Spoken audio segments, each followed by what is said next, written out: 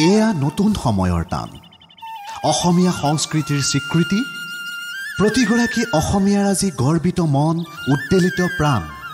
অসমীয়া গহনালৈ ভৌগোলিক সূচকাংক অৰ্থাৎ জিআই টেগৰ স্বীকৃতি অসমবাসীক অভিনন্দন জনাইছো আজি আমাৰ জিআই টেগ অসমীয়া গহনাই পালে ভাষাৰে বুজাব নোৱাৰো কিমান ভাল লাগিছে কাৰণ অসমীয়া গহনাৰ যিটো উদ্যোগ হেতু উদ্যোগৰ কাৰণে ভয়াবহতা আহি গৈছিলে কাৰণ বাহিৰৰ পৰা বহুত অসমীয়া গহনা আহি ইয়াত বজাৰখন কৰি লৈছিলে আৰু আমাৰ যিখিনি থলুৱা কাৰিকৰ তেওঁলোকৰ মানে চৌকা নজলোৱা অৱস্থা আছে কিছুমানে সুইচাইডো কৰিছে এনেকুৱা ধৰণৰ এটা অৱস্থা হ'ল আৰু এতিয়া জিআইটো হৈ পেলাই বহুত ভাল হ'ল তো কাৰণে আমাৰ এতিয়াৰ মুখ্যমন্ত্ৰী শ্ৰী হিমন্ত বিশ্ব শৰ্মালে অশেষ ধন্যবাদ তেখেতৰ যিটো মানে ইনিচিয়েটিভ ললে হেতু নথৈ মানে আমি আনন্দিত হৈছো তেখেতক অশেষ ধন্যবাদ জিআই টেগ